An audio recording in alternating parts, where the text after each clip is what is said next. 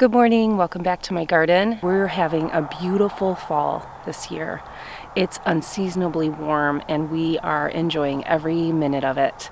On October 11th, our nighttime temps dipped down to 30 degrees for a brief period of time. It was enough to knock out a few of the things in my garden, but surprisingly, a lot of the things survived.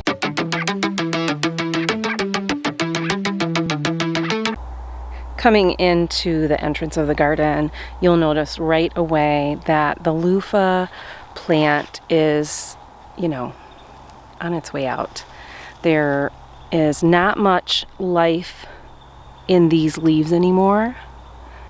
The loofah themselves are still doing okay, and I'm just letting them hang out and dry or do whatever they're doing right now for as long as possible. If we have another hard frost, I will be clipping all of these and taking them inside to finish drying. My plan is to cover these two trellises with some greenhouse polyplastic and pull some of these pots full of lettuce and herbs that I have scattered throughout the garden into this space. And I also planted some really frost hardy spinach and lettuce varieties in the ground in here, and I'm hoping that the green stalks will also do well with that cover. This habanada pepper plant is not very happy anymore, and that's to be expected. It's been pretty chilly at night, in the 40s, but the days have been beautiful. The tatsoi spinach is doing great up here in this top tier, and then the lettuce has been doing really well in this green stalk. We have been harvesting off of these lettuce plants for quite some time now. You'll notice I have some netting throughout the garden. Since the days are shorter now, my solar-powered electric fence doesn't get enough juice, and the bunnies know it. They've been in here. I've lost a few things, and so far, since I put this netting up, it has deterred them for the time being. Now, once they eat everything that is still exposed, I'm sure they will start chewing through this netting. But it's working so far. These Brussels sprouts are still doing okay. They don't have any massive growth or anything, obviously. They haven't changed a lot throughout the entire growing season. But I have no reason to pull them out, so I'm not going to. This line of radish I will be taking out soon, as well as everything else that's in this bed, because I'll be planting my garlic here within the next week or so.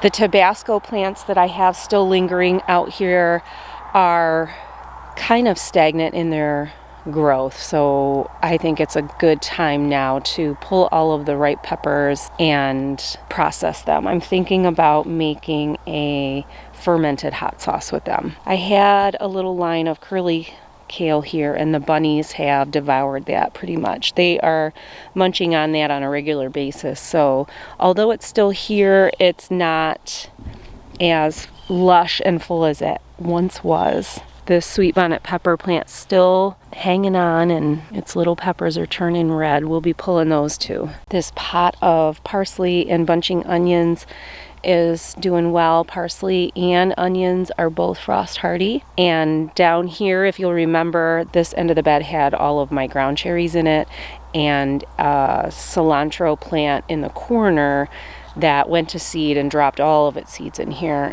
And now we have all of this cilantro coming up, which is fantastic. Cilantro loves this cool weather. I had several summer squash plants succumb to that first frost we had, but then a few of the summer squash I had planted are still doing okay. I mean, they're still alive. And this one has actually set some fruit, but I don't know if it got pollinated or not, because this little flower was not open when that one was. So we'll see what happens there. more parsley. The echinacea, although still beautiful, is definitely on its way out. And I've got a couple of dwarf teddy bear sunflowers. This one I caged just because once the bunnies find those, they'll eat them. And I thought maybe I could at least save one. Calendula is also frost hardy, and it's blooming all over the garden. I've also let quite a bit of it go to seed, and I've been harvesting those seeds as they come to being ready for that. This little line of kale has been enjoyed by the bunnies. I brought all of my mint pots up into this corner. Now that the sun has shifted, this is the space that gets the most sun now, this front corner of my garden. And anything that I had in pots I pulled up here into this section so it could get the most sun possible. I've got orange mint, a pot of spearmint and peppermint mixed together, some strawberry mint, and some chocolate mint. I actually have a few potatoes still in the ground in this bed that I need to harvest before everything freezes for good. And a lot of the garden still needs to be mulched, but that's gonna all happen in due time. A beautiful calendula here and some parsley, more curly Scotch kale. This bed of strawberries is on its way out. I've got a lot of cherry tomatoes that dropped, and that will produce some volunteers next year, I'm sure. And with this crazy warm weather, I've actually got some zinnias budding and getting ready to bloom.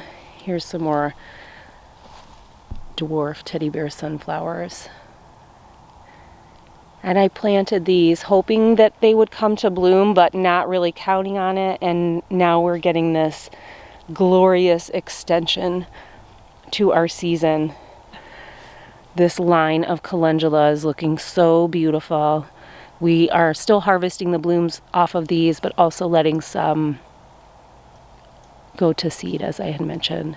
This pot was green beans, some Kalima French style green beans, and they were struggling really bad. The bugs found them. And yesterday I noticed I have some volunteer chamomile coming up, and I am so excited that this happened. Throughout the summer, this pot was sitting next to a pot of chamomile. Obviously, some seeds had fallen into the soil, and chamomile is a frost hardy plant. So today I'll be moving that pot up into the sunny section of the garden, and hopefully I can have some chamomile all winter. These jazzy zinnias are looking rough, but also still so beautiful. Snapdragons are frost hardy. These zinnias survived that first frost. And so did all of my silverleaf sunflowers, but honestly, they are struggling getting some leaf spot, and just, you know, it's been a long season for them. They are ready for it to be over. Some more cilantro back here, and I have parsley, oregano, and dill on the other side of this trellis, in between the trellis and the fence. And that all should, if not survive the winter, definitely come back in the spring. Sugar magnolia tendril peas have been found by the bunnies. So I noticed this yesterday, that it munched through several of these vines. This side is some rutabaga, and I've been checking some of these root vegetables to see how they're coming along, and there's a little turnip coming on. This is broccoli rapini. It's starting to set some little flower blossoms down there, so that's exciting.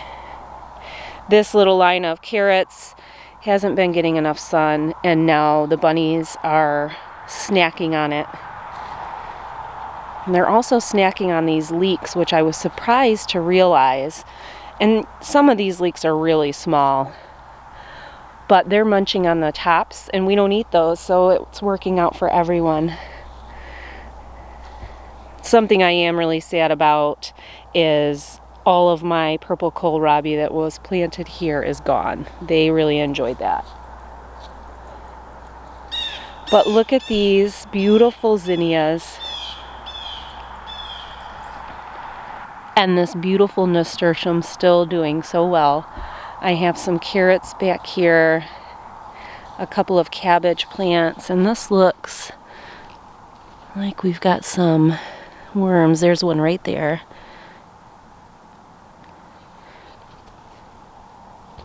Some cabbage worms. Oh, and there's some webby nest of some gross stuff too.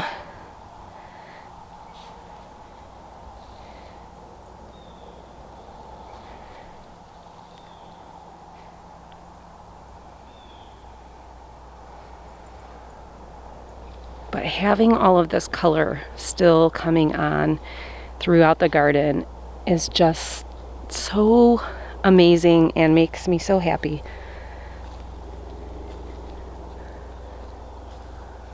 Another beautiful nasturtium. All of this pak choi is doing well. I put this little fencing around this patch of parsley and lettuce. This Four Seasons lettuce here in the front was looking really great and just about harvest size, and the bunnies just mowed it right down. And this, I plan on leaving this up now, obviously, to protect that, but it also is giving me a structure to throw some frost cover on, and we might be able to keep that little patch of veggies going far into late fall and winter. My beautiful line of curly kale was so appealing to those bunnies. They really did a number on it, and we've been enjoying that too, but hopefully this little tunnel of netting will deter them for a little bit. And this is a variety of cabbages back here and bok choy. Under the netting I have winter lettuce, tatsoi spinach, some red Russian kale running down the center, and carrots and beets on either side of that kale.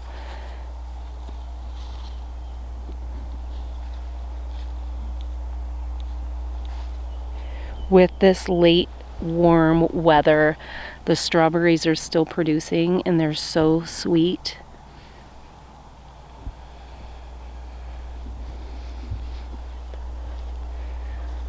The birds have been enjoying these sunflowers, and as you can see, the branches are starting to break down. It's just on its way out, and I have not been pruning it. So all of those blossoms are transitioning into seed pods, and the birds have really been enjoying that. So that's been fun to watch. My pineapple sage has went to flower, and this is the first time growing pineapple sage, and it's so beautiful. I had no idea it had red blossoms. I had a bunch of mustard thrown in here just for some ground cover and to see what would come up. Obviously we would eat it if it did, but this section doesn't get a lot of sun now that the sun has shifted, although this little nasturtium is happy to be here.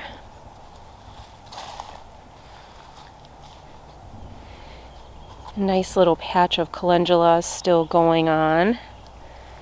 And I have two, well, I did have two dwarf teddy bear sunflowers back here. Here's one. That little head's gone now. And here's another one blooming. I can't save everything. I realize the bunnies are going to find a fair amount of things to eat. But it is what it is.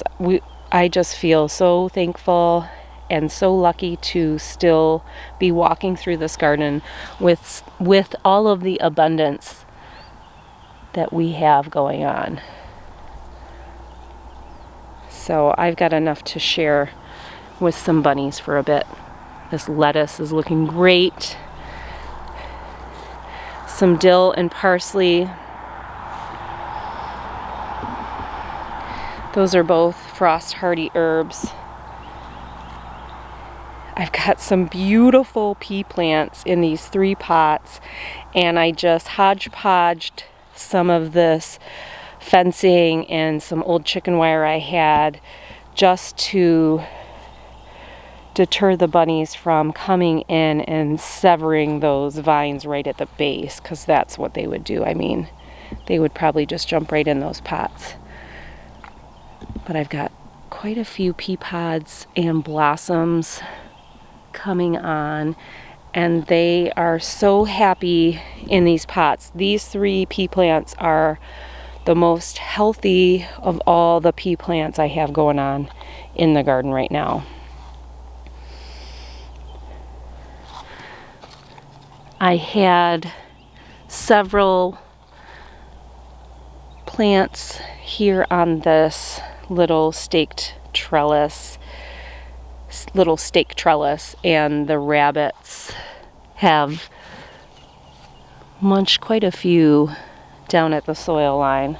So although this looks like we've got some plants climbing up these stakes, they're not attached to anything, and they're gonna die back. More lettuce. And I just keep thinking about how expensive a small shell, like clamshell of this gourmet lettuce, organic lettuce, would be in the grocery stores. And I'm trying to eat as much of it as we can. Now, I probably planted these green stalk pockets a little too densely with the lettuce seeds. I feel like